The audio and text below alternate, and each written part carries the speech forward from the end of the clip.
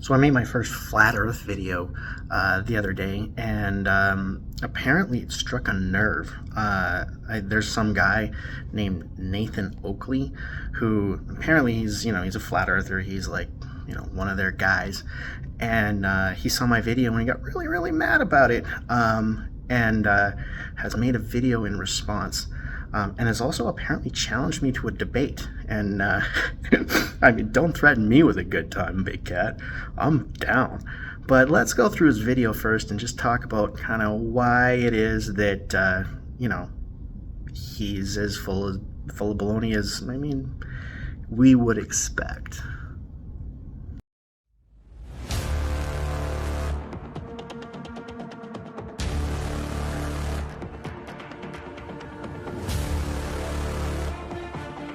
Mr. Anderson. Hi, my name is Mr. Anderson, and I'm mean to people on the internet. I'm always very polite about it, though. I just tend to ask difficult questions and insist on the answers. That shouldn't be a big surprise, because I am, in fact, a lawyer. On my channel, you'll find a lot of stuff to do with debate. I debate a lot of different kinds of people. One of them is, I debate like creationists and presuppositionalists and different people who are into pseudoscience or pseudophilosophy. And recently I debated somebody who's into something that's definitely pseudoscience in a big way, which is flat Earth, one of the most ridiculous positions that anybody could ever take. Anyway, so I did this little video. I threw it up on the internet, and yeah, I guess it got out into the flat Earth community because something very rare happened in that video, in that a flat earther actually changed his mind, and the flat Earth community is mad about that. And so some guys come in here to like debunk my video, and he doesn't, because he doesn't understand the math. But let's have a look at what he has to say. I'm going to skip to the part where he sort of gets into the science, where I'm talking about the science, and he doesn't think it's science, by the way. He thinks that it's math. And I don't know if anybody's ever told him that when you apply math to the real world and use measurements and then use that math to make predictions and verify them, that's what science is. But if he doesn't know that, then you know what? Maybe somebody will tell him someday. At any rate, let's see what he has to say. Let's see his critique of my explanation of celestial navigation. Here's how you calculate. Here's how. Let's write that again. I'm colourblind. This is so hard to read. I think I'm reading what it says. Here is a more accurate illustration of what the math I show is doing.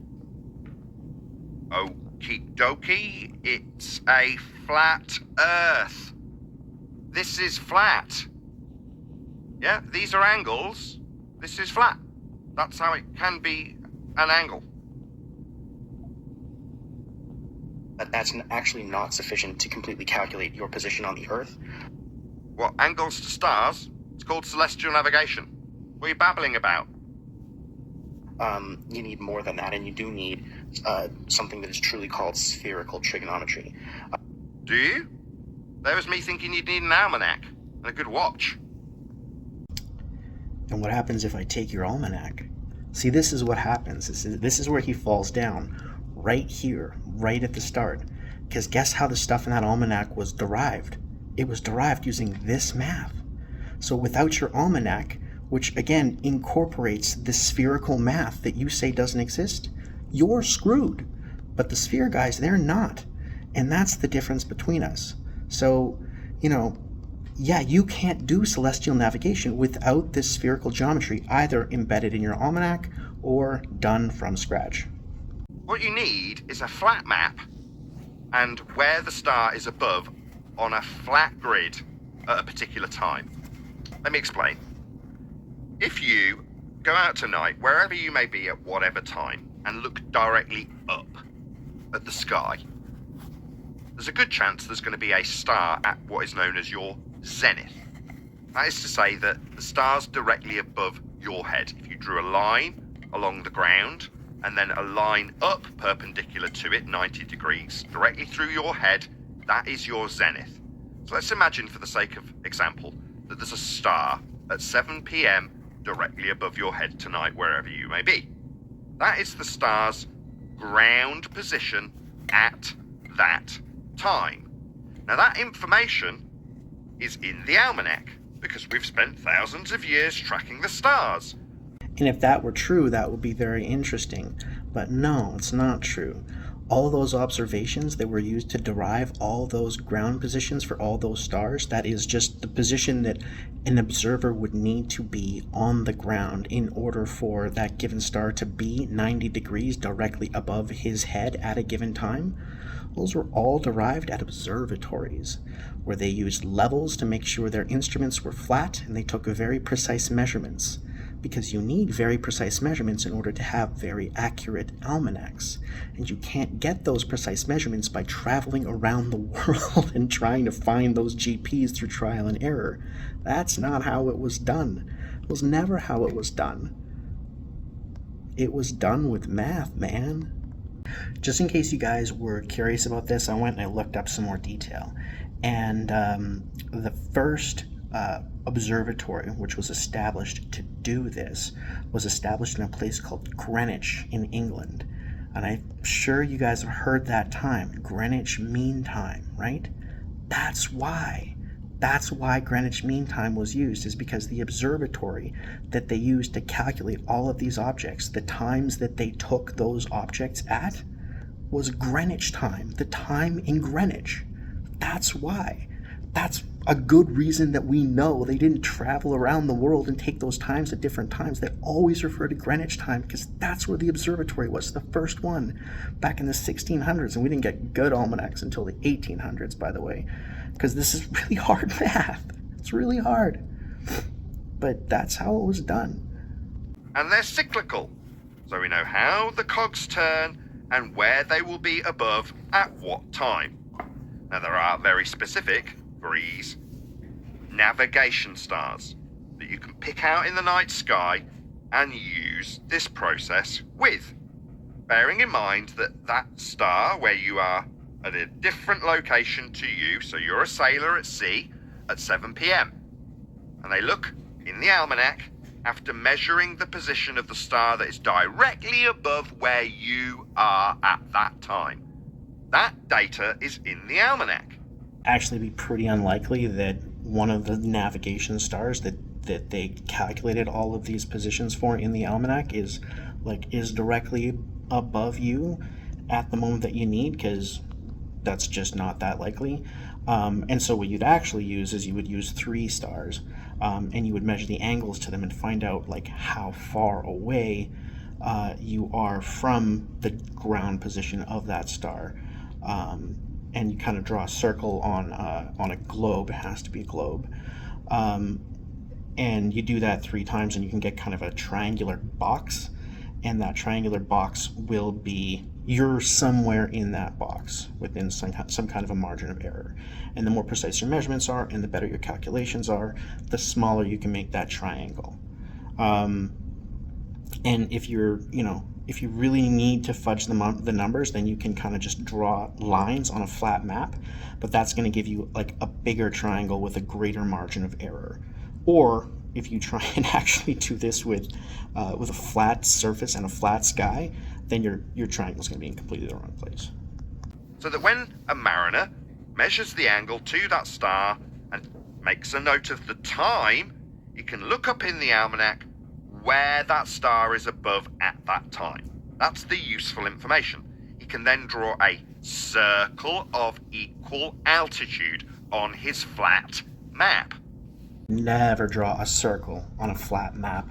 If you were using this method, you would draw a straight line on that flat map, because that straight line, if the circle is large enough, is going to be kind of close to the circle. And so like in practical navigation, you could do that, but you would never draw a circle on your map. That would be a bad idea. That's how celestial navigation works. And this guy's saying you can only follow this process with what did he say, spherical trig? What are you babbling about? You've got a flat plane of the sky, a flat plane of the ground, and you're measuring an angle with... Okay, now he stepped in it and said something really dumb. So we have a flat plane in the sky and a flat plane on the ground? We know that's not true. We know that's not true because when you move away from something that is making a circle above you, then that thing becomes an ellipse. Here, let me show you. Okay, so let's imagine that the Polaris is in the middle of my ring here, and there's a star that's going around the rim of my ring, right? So as we look up and that moves away from us, now that star is not going to be tracing the path of a circle anymore like it is here. It's going to be tracing the path of an ellipse. But that's not what we see. What we see is it continues to trace the path of a circle. So what that means is that as we move away, it's doing this.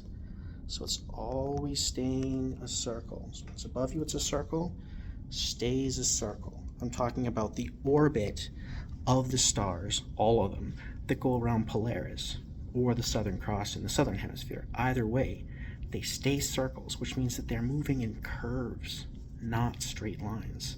As you move away and towards that polar region, the stars change their angle to you to stay moving in circles. And that means that it's not a flat celestial plane. It's a curved celestial plane. That creates a pretty big problem because that's not what you said it was. Too bad. With respect to where the star is above on the flat ground. That's how it works. No spherical trick involved.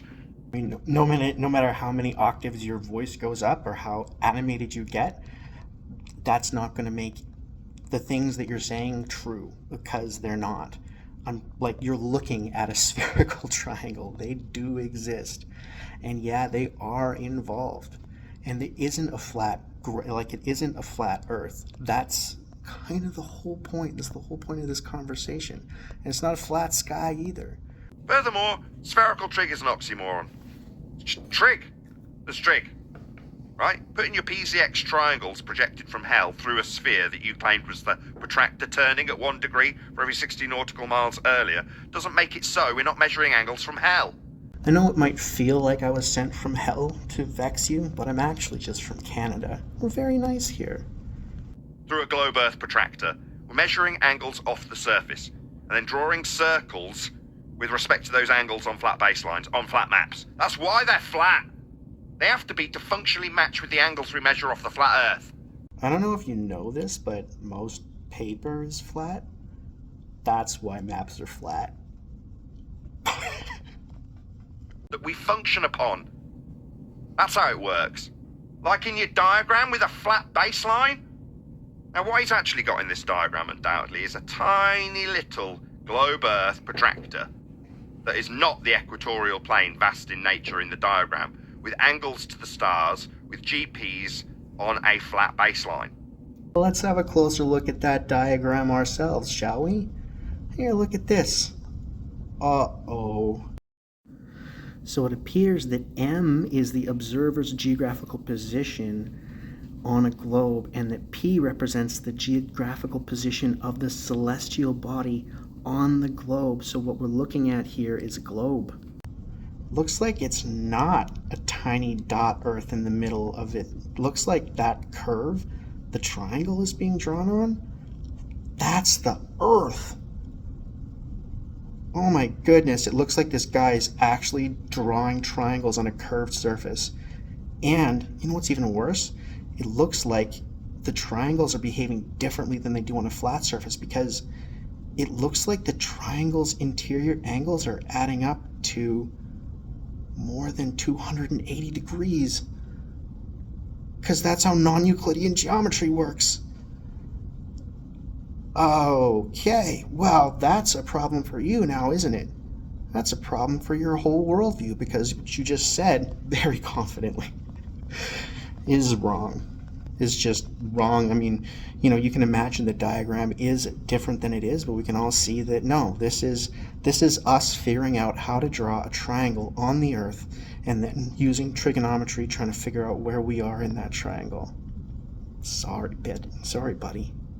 Or the angle measured in the first instance that could be thousands of miles away from your position along a flat Earth. That's the only way this angle can be acquired, to give you the positional data below the star, This is you on the ground at 7 o'clock with the star above you. You can measure an angle from a position that isn't where you are to that star and look it up in the almanac. It needs and it requires and is functionally flat in order to do this and navigate.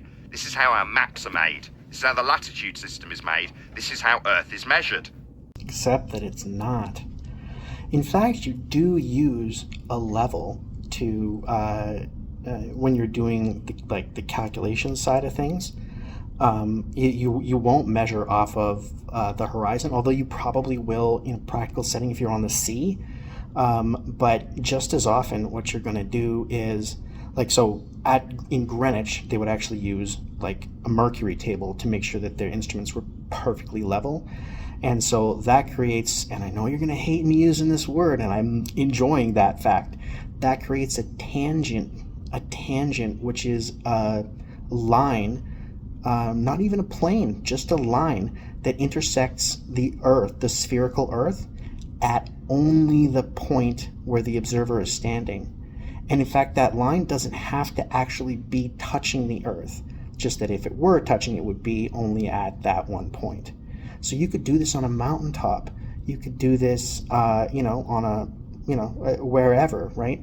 And that line would still be tangential to the plane. The other thing that you can do just as easily is that you could use the vertical axis. You can use zenith, which means that what you do is that you draw a line that goes straight from your position to the center of the Earth, and that will be plumb. And you can just measure from plumb, and you can just measure those angles. It works just as well. And then that definitely doesn't require a flat Earth, because I'm sure that you would agree that you can draw a line that connects any given point on the surface to the center of a spherical object, and that line then will create an angle which you can measure off of. And by the way, if you were to make a plane perpendicular to that angle, or a line perpendicular to that angle, that plane would be at 90 degrees to that angle. And so that's what we mean when we say that second line that you just drew is 90 degrees from the curve, because the slope of that line is the slope of that curve at that point. And you know that, but you wish you didn't. That's why this is so delicious. Flat.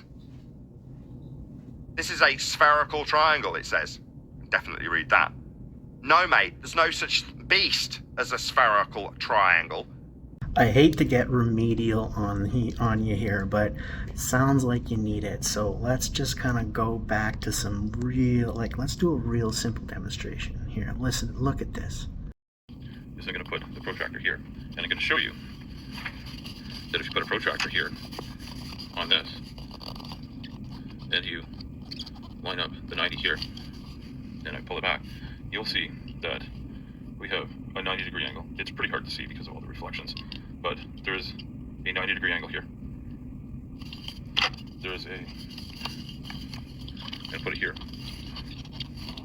I'm doing this backwards in a thing here. I've got a 90 degree angle here.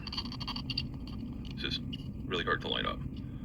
This is a dollar store protractor, so it doesn't have a lot of things, but you can see there's 90 degrees there. And then I'm going to rotate it one more time. And here we go. You get that on the thread there, and that line up there. But line it up there and there. You'll see I have another 90 degree angle here. 90 to 90 is 180, and if you add 90 to that, it's 270. And so this spherical triangle adds up to 270 degrees. So I don't know who needs to see this, but you know who you are, and this is the case. Triangle means straight lines meeting at vertices. Now, triangle means straight angles. Spherical means curved. You can't have curved lines meeting at vertices and call it a triangle. What did that guy just draw on that sphere then? He's drawing circles that go all the way around the sphere, and when you draw 3 of them at different angles, you get 3 circles intersecting at 3 points on a sphere. So it's got 3 angles, so we call it a triangle. It's not. That's idiotic. One of the things that one of us is saying is idiotic. I guess we'll have to decide. We'll have to disagree on who's an idiot in this situation. What they need to do to blag the audience that this is working with respect to a sphere is have a surplus to requirement sphere that represents the protractor in the centre of the equatorial plane, with half of it below the plane and half of it above. In this case, this is a hemispheric North Pole centric system that he's got depicted, with an expanded equatorial plane, the globe Earth in the centre of it, and the angles coming from the centre of hell. Now he's going to say that the angles, curve angles, that aren't triangles, are these PZX points that he's plotted out onto the celestial sphere from the equatorial plane that is factually flat, with a globe Earth surplus to requirements in the middle of it, with the angle taken from the centre of hell. That's what he's describing. It's not something new to us. If you're new here and you've never heard us cover this, then this is it. This is how the blag works. All the measurements must work from a flat plane, so if you're ever going to claim it's working from a sphere, you're working from the centre of hell with an extended equatorial plane. The globe Earth being nothing more than a protractor that you're not standing on, you're standing in. Right, except that if you actually read that paper and you found out what the different labels of the different points were, you'd see that we're not standing in it, we're standing on it. Because M is U. And that point in the middle, yeah, that's the center of the Earth. And yeah, you do need to use, you do need to use that point to measure angles off of. But that's not where you are. The only person that is coming from hell to cause you problems is me. Like if you blew up a Zorb ball, turned all of the points around the Zorb ball into a hemispheric protractor, 180 and 0 on either side, and you sat inside the Zorb ball and started pointing to stars, off a flat Earth, through the Zorb ball, at the sky, well then you can point at points on the Zorb ball, mark them for all the stars, and then describe that view that you have as the hemispherical view described in the celestial sphere when you take north and south. That's the view that you get through the Zorb ball that is your protractor if you're looking at the stars through a transparent Zorb ball, marking out the points that you see as you point out all the angles through the hemispheric blown up transparent ball that you sat in. Now if you then call that ball Earth, you can suggest that the angles you're taking from hell, projected through a surplus to requirement surface that you're not standing on, otherwise known as the Zorb ball with all the angles on it, to the sky that you measured through the ball, then you can pretend that the ball, completely redundant and surplus to requirements in this diagram, has something to do with the measurements taken off a flat plane. In this case, the equatorial plane. That's this. That made so little sense that I'm concerned for you. We're trying to figure out where we are on the Zorb plane. And if we could look from the center of the Earth to find those angles and we could see where we were and which stars are behind us, it would be way easier. But we can't do that. So we have to do a whole bunch of math to kind of try and figure it out. But no, we're standing on the Zorb plane because that's the way the model works. Nobody ever takes measurements from the center of the Earth. I don't know what crazy paper you were reading that told you that that's how it's done, but I don't know, and I don't know if you know this. You cannot see stars from the center of the Earth, and we've never been to the center of the Earth. Did you know that? It doesn't. We're just measuring Earth flat. It is that simple. His after-the-fact attempt to pretend that the point PZX triangle curve angles are something to do with the actual angle acquisition of a flat plane is what they do after the fact. To believe they're standing in hell? Measuring angles? They're not. Stupid. I agree with you, 100%. What you're saying is stupid. You'll brook no argument from me on that point. Everything that you say sounds like nonsense. Yeah, you've convinced me of that.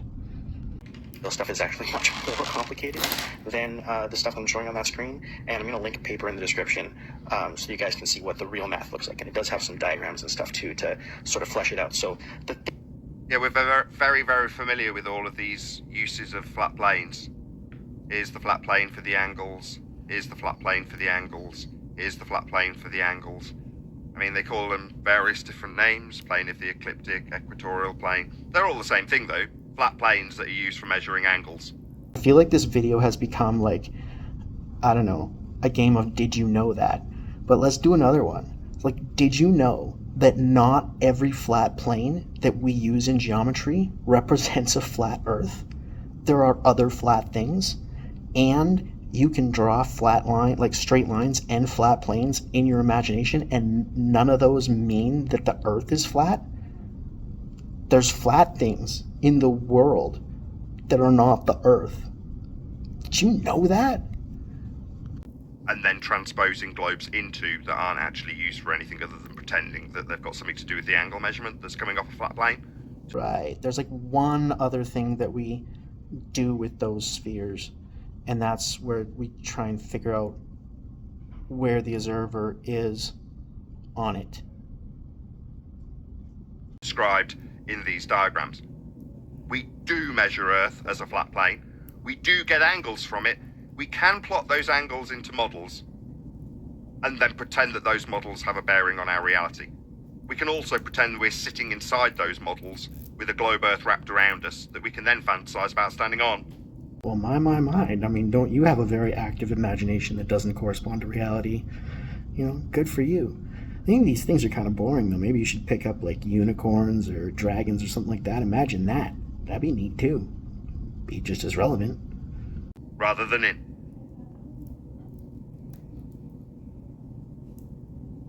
Things that I'm saying in this video are more or less correct. I mean, some of the really science-minded among you are going to probably be able to pick some nits.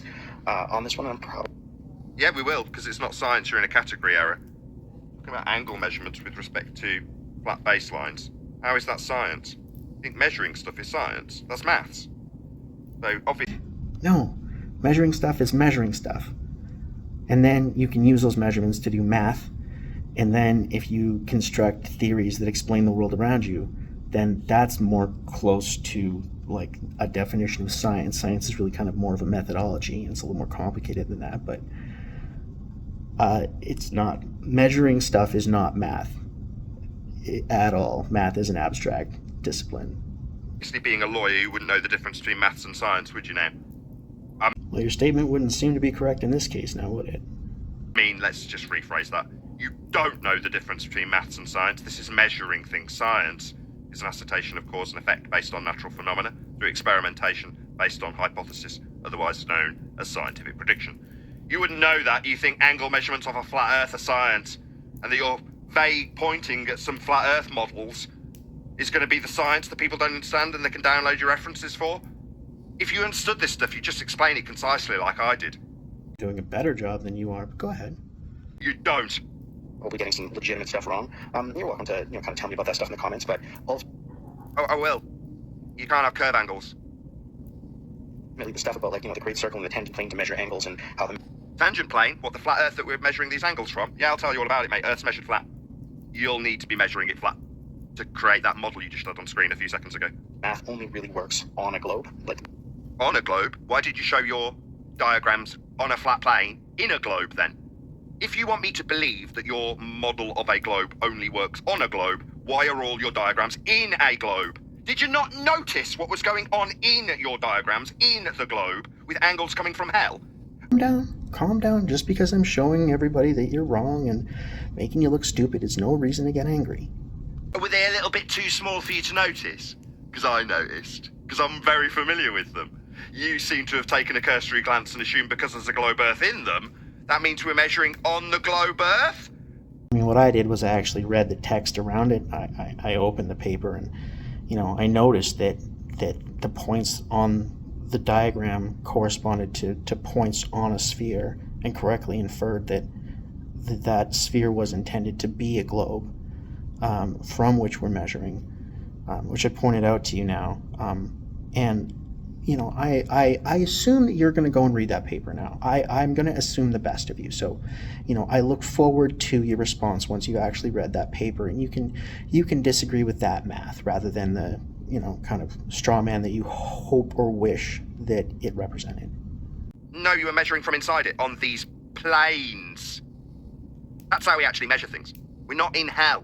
You didn't notice you thought your measurements came from the surface of a globe? No, mate, no. You need to pay more attention to your own diagrams you're unfamiliar with. That stuff's correct. So when we get into that, you can read the paper, you can check the real map. In a globe, you just made an error. You said it was on a globe. Here's your diagram, here's the flat plane, and it bisects your globe, meaning the angles come from the center of hell. That's where the angles originate. That's what your angles are if you're going to refer to PZX triangles that are curved and don't have the ascribed nature of being a triangle, and the projected angles to them off a flat Earth. My God, these people are stupid. Look at your own diagram. These aren't coming from this globe surface, teeny tiny in nature. Yeah, they try and make it really small so you don't notice, and you didn't. And now you're being humiliated by flat earthers who've studied this stuff extensively and know that your angles come from hell. So just in case anybody's kind of missing what he's trying to say, because he's, a little bit incoherent there because he's so angry, is he's suggesting that the point at the center of that diagram, the small black point, that's the Earth, and that in the center of that is hell, where all the angles are being measured from. And so that's where he's kind of gone wrong here, and that's the sort of the origin of his straw man, is that he's assuming that the outer surface of that sphere is the outer surface of the celestial sphere for some reason, and it's not. It's just the outer sphere. It's the outer surface of the Earth, which is of course the thing that we care about, and so that's why he is confused in this instance. Anyway, In the globe, where you incorrectly ascribe them only working on a globe. No, they can never work on a globe. You can't get angles from a curve. Largely speaking, what I'm saying is correct, but Largely speaking, I've just ripped you a new one and embarrassed you. you've embarrassed one of us. this particular math that you're seeing on screen. Hear that slight quiver in his own voice when he's got no one putting him under pressure? That slight waver in his voice box. The chord's tightening just that little bit because he knows he's bullshitting. Yeah? That's a little bit of stress creeping into his voice. Nah, I didn't hear that. You sure you're not projecting? He says, for the most part, weasel words, this is correct. Utterly wrong. You said it works on a globe. Wrong. Look at your diagrams, look at your own images. Yeah, I did. I mean, you haven't. Well, and you don't want to. But I did. In your globe, but mostly right, with a slightly constrained voice that I can definitely hear on my setup. Yeah, mate, you know you're bullshitting, don't you? Is not the complete math that you need, so just be aware of that. Right, complete math. I thought this was science 5 minutes ago. Now we're not having the complete math given to us. I'm pretty sure I extrapolated out the entirety of celestial navigation based on your own diagrams and my extensive knowledge of what we've learned over the last 2 years of how we measure Earth flat. I mean, this is kind of fun for me, but I feel like this rant is getting repetitive for him, so let's maybe speed it up. I can explain it. I didn't even need any diagrams. You say there's more to it. Well, why didn't you go through your PZX non-triangles then if there's more to it? Surely you could just explain it, given you're a science whiz. This is flat. Yeah, this diagram doesn't have your globe in it, Dumbo. All you're doing is measuring the flat plane in this diagrammatical example of how we measure Earth. This is the plane we measure. We're taking angle measurements, and the guy in the background's going, measuring it flat then. It needs to be flat in order to do the trigonometry, right? So you cut the sphere, right? Yeah, so you cut the sphere in half. You cut the sphere in half. No, sphere in half.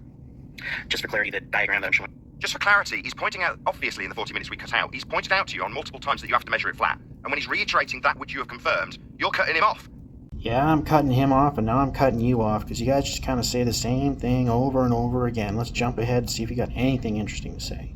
You need a flat Earth to measure to get the points, to plot onto the celestial sphere or globe that you're measuring these from the centre of. Yeah, no, there aren't such an animal, I've covered this already, as curve angle triangles. It's nonsense. Yeah, to get these you need to measure a flat Earth, baseline and point in the sky. Like kind of a pie slice, a wedge that goes Through the globe Earth to the centre of hell. that includes kind of the surface. Kind of includes the surface? No, your globe Earth surface would be this. Your celestial sphere would be this, and the point you're measuring along a flat plane would be this, in the centre of a globe Earth that isn't depicted, it's just got one section of it. So here's your globe, here's your celestial sphere, and here's you, in hell. I'm never going to get tired of pointing out that he's the one who's in hell right now. Because yeah, that's the sphere, that's the surface of the sphere that we're measuring, and then that's the celestial sphere, and they're both spheres. They have to be. On the equatorial plane measuring an angle with respect to the surface, to plot these points out after the fact. You say, take a wedge, take a slice. Yeah, take a slice of a globe Earth so that you can be in the middle of it, on a flat plane. That's the slice. This slice of cake is going to leave you with a flat plane. That's what it's going to leave you with. You're not standing in the middle of hell to take cake slices to make your angles work. And it's a triangle, and then it kind of goes all the way to the center of the Earth. Here's a diagram. Of us standing in hell measuring angles. Yeah? Notice I didn't need a diagram to preemptively point out that you're taking these angle measurements like they've come from hell, and we can just take a giant knife to the globe Earth to put us in the centre of it to make the angles work. No, we're just measuring angles off a flat Earth. That's all we're actually doing. We don't need you to put us in hell and then take a nice cake slice out so we can pretend we're in the middle of your globe. We're not. Know that. You're on the surface of my globe. I've been trying to tell you that the whole time. I feel like you're not listening to me. So a lot of you guys might think that I'm being a little bit too mean to this guy, a little bit too disrespectful, but I always tend to give back kind of the energy that the person is putting out, and this guy's particularly obnoxious. So I you know what? Here, I'm just gonna let his thing play here at at an accelerated speed, so you can get a flavor of the tone of the guy, so that so you don't think that I'm being an asshole here. This is what he sounds like. This is where we end our argument. First thing you're going to do, if you're going to assume a globe that you can be in, to take a cake slice from, to wrap it around you, if you take measurements from the equatorial plane through a globe Earth you're not standing on anymore, to an inferred model of a sphere measured off angles off a flat plane, then you must first start, as he's just told you, by measuring Earth flat. That is his starting point. And everybody's starting point. We all measure Earth flat, including this numpty. Using trigonometry, you can figure out, okay, Figure out? You mean extrapolate out a globe by way of calculation after measuring Earth flat with these angles? You can figure out that, can you? Yeah, you can turn your flat Earth measurements into your stupid fundy religious belief of a globe. You can figure that out after you've measured Earth flat. Yeah, you can do that. I'll just take your flat Earth measurement that you used in the starting point of your little plane that you're making here. Yeah, the observation of the star. The angle measurement you just mentioned explicitly. That would be a flat Earth proof that you're starting with there, my friend. Who'd have thunk it? okay, so if we create a right triangle from the point where that star is directly above the Earth, Then you're measuring a flat Earth. to me, and I have the angle of that, then I can find the distance from me to that point On a flat Earth. on the Earth. On a flat Earth, because the distance along a straight line is what you're acquiring, and you're acquiring it by measuring an angle with a straight line to a ground position. That's the point below the star at 90 degrees, as you just detailed. If it's 90 degrees to you, it is ipso facto you measuring Earth flat. Ground positions, angle measurements, Earth as a horizontal plane of reference. The only way to do this is to accept, as this man has done, that Earth is measured flat. To have a 90 below the star. 90 to what? You, along the ground that's flat. As great flat earth debunkers have said before me, no, it's not. So, hey guys, this has been, an enjoyable diversion for me. So, let me know whether or not you think I should give this guy the time of day and kind of take him down to his face, or whether this is enough. In any event, thanks for watching, and have a good day.